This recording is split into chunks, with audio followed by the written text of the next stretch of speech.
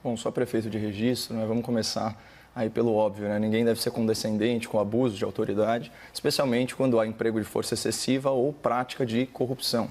Qualquer ilícito cometido por agentes do Estado deveria ser apurado e punido, né, com rigor e celeridade exemplares. Eu acho que isso é ponto pacífico aqui no debate. Mas a pergunta desse programa ela é muito capciosa, né, que é o seguinte: a polícia é muito violenta?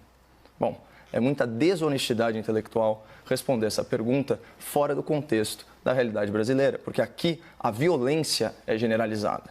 E os perigos a que são expostas as forças policiais extrapolam todos os limites razoáveis. Em outras palavras, ser policial no Brasil é praticamente ser um super-humano.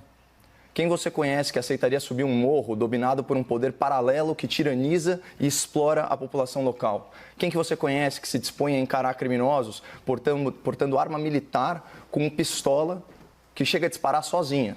Quem você conhece que aceita deixar a família, deixar os filhos assustados em casa por 3 salários mínimos ao mês?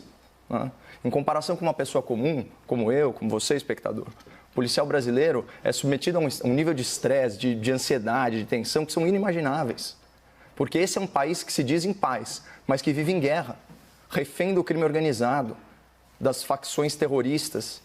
E isso foi potencializado aí por 3 fatores, né? Então, em primeiro lugar, desarmamento civil, mudanças na lei penal e depois sucateamento da polícia. Resumindo, nas últimas décadas, os governos da esquerda desarmaram a população civil e deixaram o cidadão de bem à mercê dos bandidos sem direito à legítima defesa. Paralelamente, com o intuito de blindar grandes corruptos, as elites engravatadas na advocacia e na magistratura criaram brechas processuais e reinterpretaram a legislação para abrandar a punição de criminosos e livrá-los da cadeia. Além disso, políticos, né, que andam de carro blindado e contam com escolta particular, optaram por desprestigiar a força policial, moral e financeiramente. O que vocês acham que aconteceu? Segundo o mapa da violência, 51 mil homicídios em 2003, foi o primeiro ano do governo Lula. Em 2016, o último ano do governo Dilma, esse número superou 7 mortes por hora. Saltou para 61.600 mortes. São 10.500 assassinatos a mais por ano, segundo o Fórum Brasileiro de Segurança Pública. Isso é o Brasil com a esquerda no poder. Governos tolerantes com o crime, né?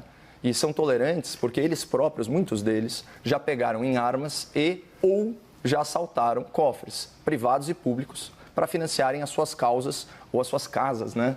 Também sítio, triplex e por aí vai. Bom, o número de homicídios agora, em 2009, então, primeiro ano do atual governo, despencou para 41.600 mortes. Então, é isso mesmo, 20 mil assassinatos a menos que no último ano do PT no poder.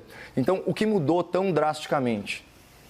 Prestígio presidencial aos soldados, o respaldo à corporação militar, o recorde na apreensão de produtos do tráfico, o uso da Força Nacional intervindo em estados e, sim, o aumento da letalidade policial em confrontos com o crime organizado.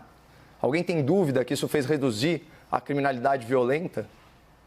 Mas solucionar esse caos na segurança pública, gestado pela esquerda brasileira, não é um desafio para uma eleição, é um desafio para uma geração.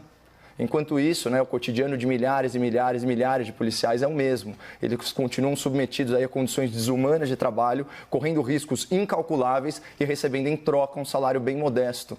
E bem injusto, para falar a verdade. Assim como é injusta a cobertura parcial que a imprensa militante faz do trabalho da polícia. A mídia enviesada trata a exceção pela regra, né? Como eu posso generalizar que a polícia é violenta se apenas uma ínfima minoria se comporta assim? Se eu vier aqui falar que o Congresso de ontem era comprado ou que o STF de hoje é um tribunal autoritário, na hora eu vou ser acusado de generalização, né?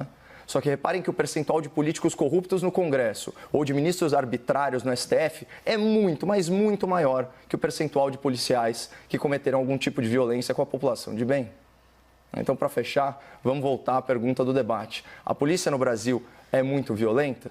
Bom, entre civis e militares, o Brasil tem mais de 500 mil de policiais. Eu me recuso a rotular uma classe de heróis com base em indivíduos corrompidos. Se a ideia for essa, seria interessante a gente debater no futuro outras categorias profissionais, com base aí também em questionamentos generalizantes. Por exemplo, os políticos no Brasil são muito bandidos? O STF é muito autoritário? Ou quem sabe, o jornalismo brasileiro é muito enviesado? Fica aí como sugestão.